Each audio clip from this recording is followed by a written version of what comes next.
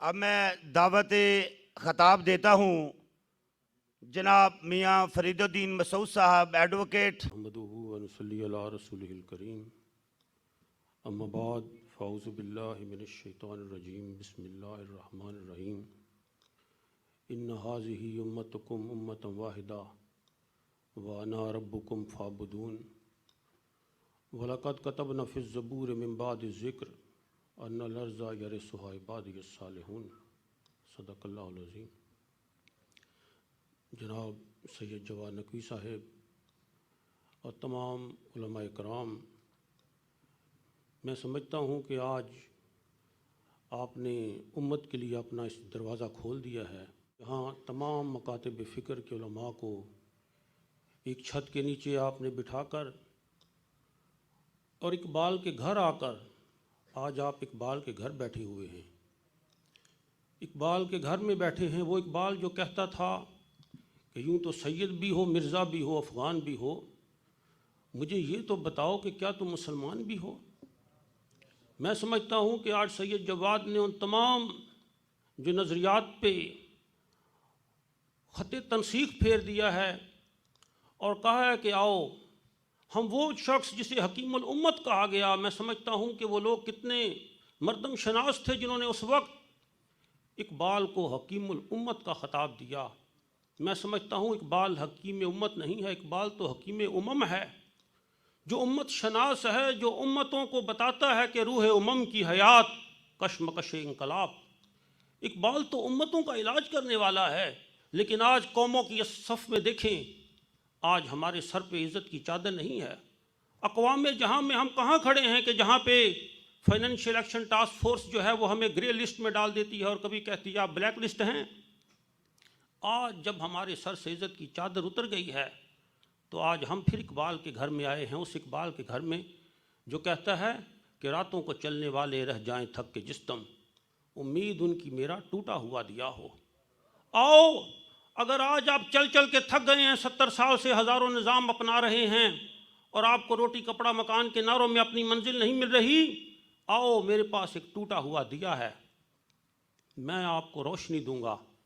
اور پھر کہتا ہے کہ راتوں کو چلنے والے رہ جائیں تھک کے جسم، امید ان کی میرا ٹوٹا ہوا دیا ہو، اور اس خاموشی میں جائیں اتنے بلند نالے، تاروں کے قافلے کو میری صدا درا ہو، اور پھولوں کو جس دم آئے شبنم وضو کرانے۔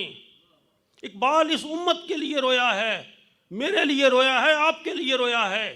اقبال اپنے گھر اور اپنے کسی مکان اور یا معاشی مستقبل کے لیے میرا ٹوٹا ہوا دیا ہو، اور اس خاموشی میں جائیں اتنے بلند نالے، تاروں کے قافلے کو میری صدا درا ہو، اور پھولوں کو جس دم آئے شبنم وضو کرانے۔ اقبال اس امت کے لیے رویا ہے، میرے لیے رویا ہے، آپ کے لیے رویا ہے۔ اقبال اپنے گھر اور اپنے کسی مکان اور یا معاشی مستقبل کے لیے نہیں رویا۔ اقبال نے کہا ہے پھولوں کو جس دم آئے شبنم وضو کرانے، رونا میرا وضو ہو، نالا میری دعا ہو۔ اور پھر کہتا ہے کہ ہر درد مند دل کو رونا میرا رلا دے، بے ہوش جو پڑے ہیں شاید انہیں جگا دے۔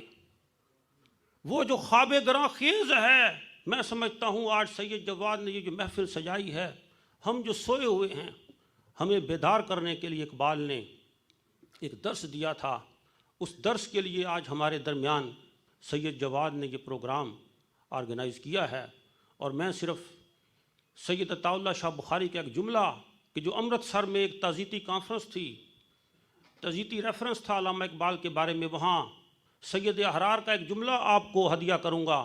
انہوں نے کہا اقبال کو نہ انگریز سمجھا ہے نہ مسلمان سمجھے ہیں، اگر انگریز سمجھ جاتا تو اقبال بستر پہ نہ مرتے بلکہ پھانسی کے پھندے پہ لٹکا دیے جاتے یا ان کو زہر دے دیا جاتا، اور مسلمان اگر سمجھ جاتے تو غلامی کی زنجیروں سے آزاد ہو جاتے۔ ان حالات میں یہ میں سمجھتا ہوں جملہ کہا ہوگا، ہندوؤں کی غلامی تو ایک عام غلامی تھی، آج ہم کتنی طرح کی غلامیوں میں پھر جکڑے ہوئے ہیں۔ آج عالمی مالیاتی اداروں کی غلامی میں ہم جکڑے ہوئے ہیں، اور اگر آج اس غلامی سے ہم نجات چاہتے ہیں تو میں سمجھتا ہوں کہ ہمیں پھر اقبال کے در پہ آنا پڑے گا، کہ جہاں پہ اقبال کہتا ہے کہ ضمیر مشرق راہبانہ، ضمیر مغرب تاجرانہ، کہ جو مغرب ہے وہ تو تجارت میں لگا ہوا ہے، اور ہمارا ضمیر جو ہے رہبانیت کے ذریعے ہم نے کتنی فرقہ پرستیوں کے ذریعے اپنی امت کے اتحاد کو ہم نے پارا پارا کر دیا ہے۔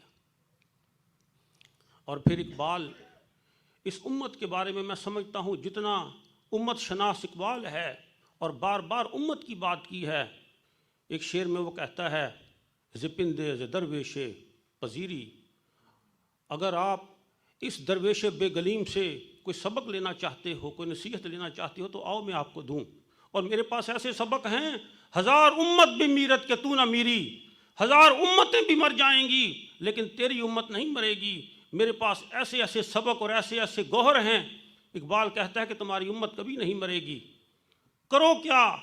اقبال کا درس ہے اس امت کی بہنوں بیٹیوں اور ماؤں کے لیے۔ اقبال کہتا ہے بطول باش، جس طرح آپ کہتے ہیں ہوشیار باش، حکم دیتے ہیں ہوشیار ہو جاؤ، اقبال اس امت کی ہر ماں بہن بیٹی کو کہتا ہے بطول باش، بطول بن جاؤ، زہرا بن جاؤ، کردار زہرا کو اپنا لو، وہ پنہا شو ازیں عصر، اور زمانے کی آنکھ سے اوجل ہو جاؤ، حجاب میں آ جاؤ۔ کیوں کردار زہرا کو اپنا لو؟ اس لیے کہ در آغوش شبیر بگیری، آغوش شبیر بگیری، اس لیے کہ تمہاری آغوش میں ایک شبیری نسل جو ہے اس نے تیار ہونا ہے۔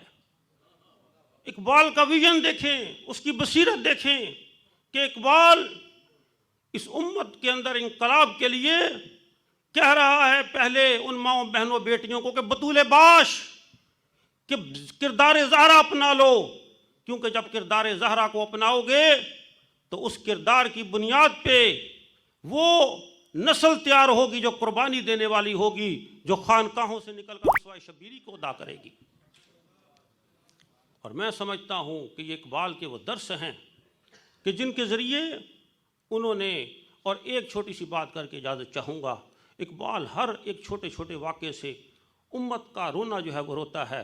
قبیلہ طے کی ایک بیٹی جو ہے وہ آتی ہے ایک جنگ میں، اس کے سر کے اوپر چادر نہیں ہے، پاؤں میں اس کے زنجیریں بندھی ہوئی ہیں، حضور نبی کریم رحمت للعالمین کھڑے ہوتے ہیں، اپنی چادر کو اتارتے ہیں، اس کے سر پہ چادر رکھ دیتے ہیں۔ حضور یہاں پہ بھی آپ کا اور میرا رونا روتے ہیں۔ حضور فرماتے، اقبال یہاں کیا کہتا ہے؟ اقبال کہتا ہے یا رسول اللہ، آپ نے اس قبیلہ طے کی بیٹی کے سر پہ چادر دی ہے۔ کہتے ہیں اللہ کے رسول، آج قوموں کے درمیان اپنی امت کی حالت زار دیکھیں، آج اقوام جہاں کے درمیان آپ کی جو امت ہے، یا رسول اللہ اس کے سر پہ چادر نہیں ہے۔ وہ جو اقبال کہتا ہے باد صبا کملی والے سے جا کہیو پیغام سیرا، قبضے سے امت بیچاری کے دین بھی گیا دنیا بھی گئی۔ عزت ہے محبت کی قائم حجاب محمد سے، محمد جو گیا عزت بھی گئی، غیرت بھی گئی، لیلا بھی گئی۔ اقبال کہتا ہے کہ وہ جو قبیلہ طے کی بیٹی کے سر پہ چادر دی تھی، اے اللہ کے رسول، اس اقوام جہاں کے درمیان آپ کی امت بھی ایسے ہی کھڑی ہے، آج ہمارے سر پہ بھی عزت کی چادر نہیں ہے۔ جیسے اس قبیلہ طے کی بیٹی کے پاؤں میں بیڑیاں تھیں، آج اس امت کے پاؤں میں بھی بیڑیاں ہیں۔ آج مسلک پرستی کی بیڑیاں ہیں، اکابر پرستی کی بیڑیاں ہیں، مکابر پرستی کی بیڑیاں ہیں، شرک پرستی کی بیڑیاں ہیں۔ آج وہ تمام بیڑیوں نے اس قوم کو، دیکھیں اس امت کو